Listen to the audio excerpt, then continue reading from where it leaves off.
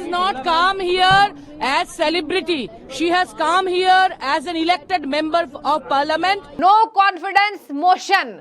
जी हाँ, सही सुन रहे हैं आप। जगदीप धनखड़ जी के लिए, उपराष्ट्रपति के लिए, राज्यसभा के सभापति के लिए विपक्षी पार्टियों ने बेशर्मी की सारी हदें पार कर दी हैं। उनके yes ma'am, yes respected member ये बोलने के बावजूद भी उनके खिलाफ अविश्वास प्रस्ताव लाया जा रहा है। बड़ी खबर। और यहाँ पर ये पक्षी पार्टियों की पोल खुल रही है। ये पूरा मामला जया बच्चन के बीच यहाँ तूतू मैमे होने के है। और बता रहे आपको, इसके बावजूद भी जगदीप धनखड़ ने तूतू मैमे नहीं किया था। तूतू मैमे तो जया बच्चन नहीं किया।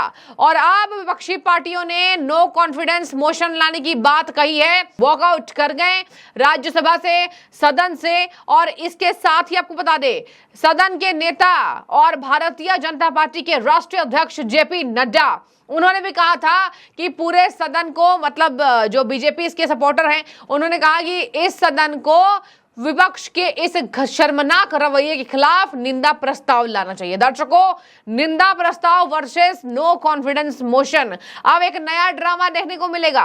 जनता सोच रही है कार्रवाई होगी या नहीं होगी। दर्शकों, आपको बता दें, राज्यसभा, लोकसभा, यहाँ सदन की कार्रवाई को बद से बदतर करने में इनको नोबेल पुरस्कार मिलना चाहिए, ये जनता कह रही है। और इसके साथ ही यहाँ जया बच्चन से हुए विवाद पर हुआ है, जहां जया बच्चन ने कहा था कि सर आपकी टोन ठीक नहीं है। लगातार सभापति पर, जगदीप धनखड़ पर जया बच्चन का आक्रामक रवैया रहता है। एक बार उन्होंने कहा था कि मैं जया अमिताभ बच्चन, तो वो ठहाके लगाकर हंस पड़े थे। उस वक्त उन दोनों की जो यहाँ पर तस्वीरें आई थी वो काफी सहज आई थी। लेकिन आज जो हुआ है वो बिल्कुल शर्मसार कर देने वाला है, क्योंकि यहाँ जगदीप धनखड़ के रिस्पेक्ट देने के बावजूद भी जया बच्चन ने उनकी टोन के बारे में बात कही थी और उन पर कटाक्ष कहा। जया बच्चन की मानसिकता एक बेहद घटिया नजर आ रही थी। और बता दें आपको, उनको कई बार टोका गया है, कई बार लोगों ने उन पर कमेंट किया है, ट्रोल हुई है, लेकिन जया बच्चन को सुधार का कोई नाम नहीं है। बता दें आपको, जया बच्चन के पास कहीं ना कहीं घमंड इतना ज्यादा है कि वो अमिताभ बच्चन के नाम को भी ठुकरा रही थी और कहा था कि औरतें, पता नहीं क्यों औरतों को रिस्पेक्ट नहीं दिया जाता है, जबकि उनको सबसे ज्यादा रिस्पेक्ट दिया जाता है। जयराम रमेश घनश्याम तिवारी के उस बयान पर उलझ पड़े थे जो उन्होंने मल्लिका अर्जुन खड़गे के लिए कहा था, और उस पर सभापति ने कहा था कि उन्होंने तो रिस्पेक्ट दिया, अब कोई तारीफ करेगा उसके बावजूद भी रिस्पेक्ट मांगेगा क्या? तो मल्लिका अर्जुन खड़गे पर कोई वंशवाद की टिप्पणी की गई थी। और बता दें आपको दर्शकों, यहाँ पर इसके बाद जया बच्चन का आज जो हुआ वो राज्यसभा में बेहद निंदनीय था। शिवराज सिंह चौहान ने भी विपक्ष के इस वॉकआउट पर कहा था कि मैं 6 बार लोकसभा सांसद, 6 बार विधानसभा का सदस्य, 12 बार मैं इस सदन में आ चुका हूं, लेकिन मैंने इतना अराजकता वाला विपक्ष आज तक अपने जीवन में नहीं देखा है। ये देश को चलने नहीं देंगे, ये देश को अराजकता की तरफ ढकेल रहे हैं।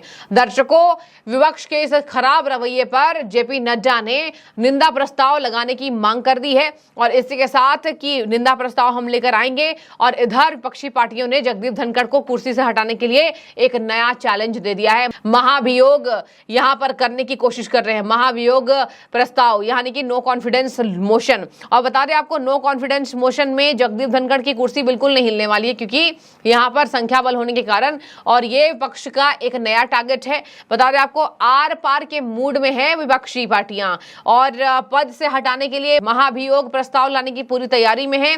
कहा जा रहा है कि अनुच्छेद 67 के अकॉर्डिंग महाभियोग प्रस्ताव लेकर आएगी। महाभियोग प्रस्ताव ये होता है कि जब आप चेयरपर्सन के लिए यहां ये महसूस करते हैं कि उनके खिलाफ हमारा विश्वास नहीं है, अविश्वास प्रस्ताव। जबकि आपने देखा कि यहां पर जगदीप धनखड़ सबको समय देते, सबको रिस्पेक्ट देते हैं। जगदीप धनखड़ एक बेहद रिस्पेक्टेड पद पर बैठे आसीन व्यक्ति हैं और बता दें आपको, उनकी अब तक रिकॉर्ड रहा है जगदीप धनखड़ ने अपने इतने कार्यकाल में। दर्शकों, वो काफी बुजुर्ग हैं और वो देखिए आप, उनकी हाइट काफी लंबी है, लेकिन बुजुर्ग होने के नाते थोड़े से वो झुके हुए हैं। उनके झुकने का भी मजाक उड़ाया गया था। ये सबसे ज्यादा बदतमीज नेता डेरेक ओब्रायन टीएमसी का, उन्होंने उनका मजाक बनाया था। अब डोला सेन टीएमसी एमपी हैं, डोला सेन ने जया बच्चन को खरी खोटी सुनाई है।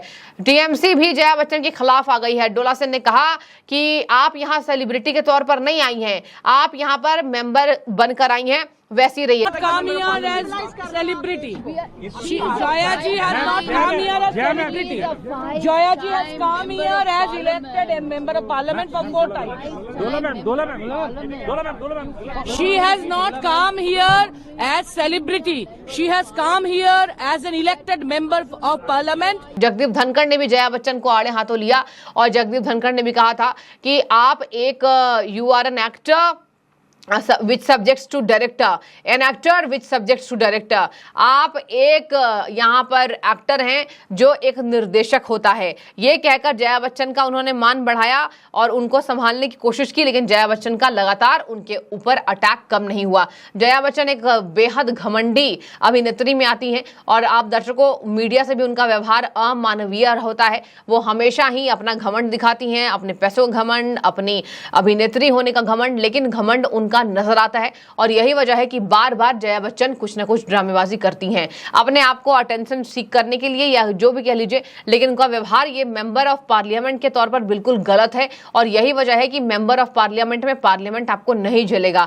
घमंड देखिए ले डूबता है और लोग कह रहे हैं कि जया बच्चन का घमंड ले डूबेगा और यही वजह है कि आज जैसे तैसे राज्यसभा पहुंची हैं। दर्शकों, आपको बता दें कि यहाँ पर नसीहत दे डाली है, आप अभिनेत्री होंगी लेकिन यहाँ सम्मान कीजिए। जगदीप धनखड़ ने यह नसीहत दी है, अभिनेत्री होंगी लेकिन यहां सम्मान कीजिए। इसके साथ दर्शकों, विपक्षी पार्टियों ने दादागिरी नहीं चलेगी, दादागिरी नहीं चलेगी ये नारे लगाकर सदन से उन्होंने बॉयकॉट किया था। जगदीप धनखड़ का उपहास किया और केंद्र सरकार का उपहास किया। केंद्र सरकार का चलिए आप उपहास कीजिए, आपके कॉम्पिटिटर हैं, लेकिन जगदीप धनखड़ जी का, इतने बुजुर्ग वो व्यक्ति हैं और इतने अपने इस उम्र के पड़ाव में अपने इस आसीन पद पर बैठे यहाँ ये व्यक्ति अपने मर्यादित व्यवहार के कारण जाने जाते हैं। अपने काम को संभाल रहे हैं, अपने काम पर संलग्न होकर देश का नाम आगे कर रहे हैं और जगदीप धनखड़ हमेशा ही इन विपक्षी पार्टियों को कहीं ना कहीं आईना दिखाने का काम करते हैं क्योंकि इनकी चिल्ला चिल्लट कुछ ज्यादा ही बढ़ती जा रही है। और एक तरफ निंदा प्रस्ताव, ये विवाद शुरू हो गया और जयराम रमेश, घनश्याम तिवारी, जया बच्चन और अब सभापति जगदीप धनखड़, तो ये है विवाद का सिलसिला।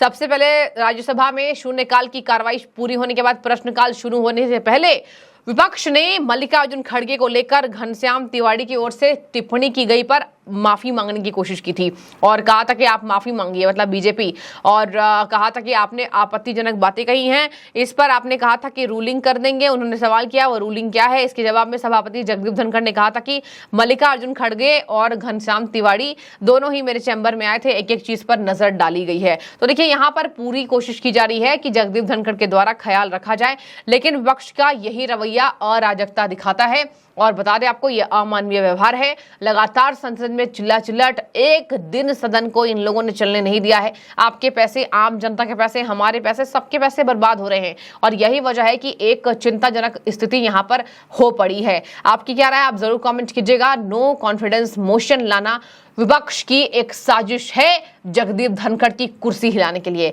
जो भी राय है जरूर रखिएगा। शुक्रिया।